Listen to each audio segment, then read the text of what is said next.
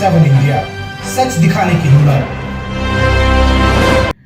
नमस्कार, आप देख रहे हैं न्यूज 24 इन 7 इंडिया और मैं हूं आपके साथ कल्याणी महाजन। आइए रूबरू होते हैं आज दिन भर की ताजा तरीन खबरों से।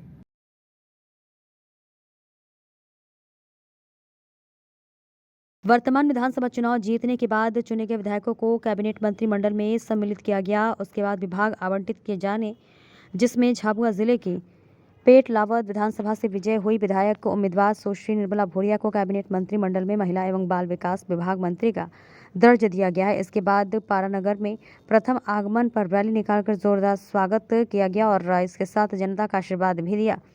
और इसके बाद रैली समापन कर बस स्टैंड प्रांगण में सभा रखी और जिसमें जिला अध्यक्ष भानु भूरिया ने जनता का आभार मानते हुए जीतने के लिए धन्यवाद दिया। जिसमें भानु भूरिया ने कहा कि जनता ने से ही आज विधायक उम्मीदवार को कैबिनेट मंत्री में बनाया गया है।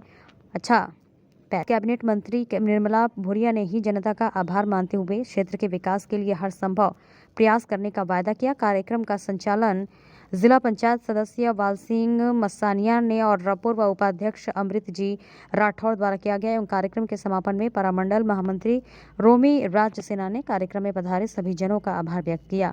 देखिए पारा से महेंद्र सिंह चौहान की खास रिपोर्ट।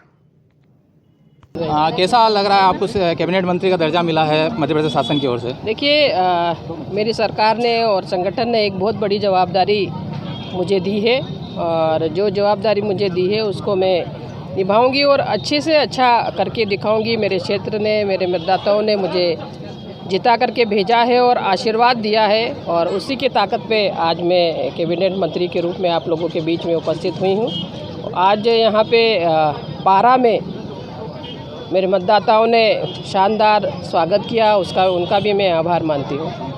साथ ही आप एक खुद महिला है और आपको महिला बाल विकास ही मिला है, तो इसके लिए आप कैसे देखते हैं और क्या खास करके क्या करेगी महिलाओं के लिए? देखिए, ये सही है कि एक आधी आबादी महिलाओं की है और उस विभाग में काम करने का मौका मुझे मिल रहा है, तो मैं बेहतर से बेहतर अच्छे से अच्छा काम करके दिखाऊंगी, ये मैं विश्वास दिलाती हूँ। खास करके पेटलावद विधानसभा से भी है और आपका ये क्षेत्र पेटलावद विधानसभा के अंतर्गत ही आता है, तो यहाँ के लिए क्या खास प्लानिंग है? देखिए, प्लानिंग में तो बहुत सारी है और जब काम करेंगे तो वो ध्यान में अपने आएगा कि क्या कर रहे हैं क्या नहीं। बहुत सारे काम करके यहाँ पे दिखाएंगे। कुपोषण को अगर लेकर देखें तो झाबुआ जिले की काफ़ी स्थिति खराब है, तो कुपोषण के लिए खास करके काम करने की आवश्यकता है इस क्षेत्र में? देखिए वैसे तो भारतीय जनता पार्टी की सरकार जब से बनी है और तब से कुपोषण के लिए बहुत सारी योजनाएं बनी हैं, बहुत सारे काम किए हैं, लेकिन फिर आगे भी हम लोग करते रहेंगे। उसमें कैसे सुधार कर सकते हैं और उसको आगे कैसे बढ़ाया जा सकता है, इसमें काम करेंगे। निश्चित रूप से कहीं ना कहीं आपके पिताजी जो कि पूरे देश में उनका नाम चलता था और यहाँ आदिवासियों के लिए, जनजातीय समाज के लिए उन्होंने खास करके जो पैसा एक्ट कानून बनवाया, उसको देखते हुए केंद्रीय नेतृत्व और प्रदेश नेतृत्व ने आपको जिम्मेदारी दी, तो उसको आप कैसे आगे लेके चलेंगे? जैसे मेरे पिताजी स्वर्गीय दिलीप सिंह जी भूरिया, उन्होंने पूरे देश में घूम करके और आदिवासियों के लिए बहुत सारे काम किए और एक बहुत बड़ा नाम था वो, और उन्हीं की वजह से आज मैं भी आप लोगों के बीच में उपस्थित हुई और भारतीय जनता पार्टी और शीर्ष नेतृत्व को बहुत बहुत धन्यवाद देती हूँ, आभार मानती हूँ कि उन्होंने आज मुझे यहाँ पे कैबिनेट मंत्री के रूप में यहाँ मतलब बनाया है। और पैसा एक्ट जहाँ है तो वो किस तरह से हम लोग अपनी संस्कृति, अपनी भाषा और हर चीज़ को किस तरह से हम बचा के रख सकते हैं और पूरे देश में, यहाँ मध्य प्रदेश ही नहीं, झाबुआ ही नहीं, इसके अलावा पूरे देश में, क्योंकि पूरे देश में आदिवासी समाज, जनजाति समाज बसा हुआ है और जहाँ जहाँ भी ये समाज बसा हुआ है वहाँ कुछ अच्छा कर सके और उनकी संस्कृति को कैसे संरक्षण दे सके, इस रूप में काम किया। खास करके जैसा कि अभी आपने बताया कि 25 से 30 साल से आप राजनीतिक जीवन में है, लेकिन इस विधानसभा में देखा जा रहा है कि ये जबकि आपका अयोध्या माना जाता है, लेकिन यहाँ पे काफ़ी मूलभूत सुविधाओं की आवश्यकता है। जैसे आज़ादी से लेकर अभी तक यहाँ का जो मोहनखेड़ा से रानापुर मार्ग है वो अधूरा है। दूसरा, यहाँ पे जनपद की आवश्यकता है, यहाँ पे थाने की आवश्यकता है। इसको लेकर आप कैसे ट्रीट करेंगे? देखिए, काफ़ी लंबी समय से किया है, लेकिन यहाँ विकास भी हुआ है, आपको दिखता है। आप 15 साल ही पीछे चले जाइए, यहाँ ना सड़कें थी, ना बिजली था, ना पानी था, कोई भी सुविधा यहाँ नहीं थी। लेकिन आज आप देखें कि सड़कें अच्छी है, पानी की सुविधाएं हैं, बिजली की व्यवस्था भी है, और वो रोड जिसका कह रहे हैं आप, उस रोड में भी सुधार हुआ है, वो भी कर रहे हैं हम लोग। तो ये सारी चीज़ें हैं, करेंगे हम लोग।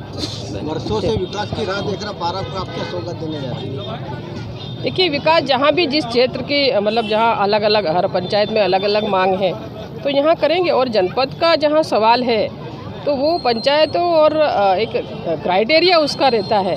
आपने पूछा था कि जनपद की वो है, तो एक क्राइटेरिया रहता है कि भाई वहाँ कितनी पंचायतें हैं, किसी जनपद हैं, उस हिसाब से जनपद का वो भौगोलिक संरचना के हिसाब से वो होता है। यहाँ पे तहसील बनाने की बात की गई, टप्पा तहसील, लेकिन टप्पा भी नहीं बन पाया है यहाँ पे। बनाएंगे, घोषणा रह गई नहीं उसको करेंगे, घोषणा नहीं रहेगी, करेंगे। जल योजना की जब बात चली तो वो महिलाओं को पानी की बहुत तकलीफ यहाँ पे है, उसकी सुविधा करेंगे। मैंने कहा नर्मदा पाइपलाइन जारी, लेकिन इस गांव के मतलब पानी के ऊपर बैठे हुए गांव को पानी नहीं मिल रहा। नहीं, वो धमोई से है योजना, वो काम चल रहा है, उसमें कोई वो नहीं, उसका काम चल रहा है और वो करेंगे। दीदी, अधिकांश लोगों की दो समस्याएं निकल कर आ रही है जो लगभग मूलभूत कही जा सकती है। एक तो सड़क, दूसरा पानी। इसको लेकर आप कितने एक्टिव रहेंगे? देखिए, पानी और सड़क दोनों पे ही काम हो रहा है हमारा, और दोनों ही चीज़ें करके दिखाएंगे। और पानी के लिए तो हर पंचायत में हम लोग, चुनाव से पहले भी हमने हर पंचायत में भूमि पूजन किए हैं, और अभी भी हर पंचायत में पानी, हमारे मोदी जी की ये है कि हर व्यक्ति को पीने का शुद्ध पानी दें, और इसमें लगातार काम चल रहा है, और चल रहा है, उसमें देंगे हम लोग पानी। इसमें भूमि पूजन आज से करीब बहुत समय पहले हो चुका है, लेकिन इतनी विलंबना का कारण नहीं स्पष्ट हो पा रहा है। बहुत पहले नहीं, अभी भूमि पूजन किया था भाई हमने कई पंचायतों में। तो दमोई तालाब का जो पानी पारा तक लाना था, दिक्कत आ रही है, वो दिखवा लेंगे। अब कहाँ परेशानी आ रही है, कोई परेशानी है, हाँ, कारण उसमें दिक्कत आई थी, वही उसको दिखवा लेंगे हम। ठीक, धन्यवाद आप सभी लोगों को। जैसा कि अभी आपने हमारे कैबिनेट मंत्री सुश्री निर्मला भूरिया जी को सुना, उन्होंने यहाँ पर शासन की ओर से की गई अनेकों घोषणाएं और संचालित की गई योजनाओं के बारे में जानकारी दी है। अब देखना यह होगा कि आखिर इन पे अमल कितने समय में होता है। धन्यवाद।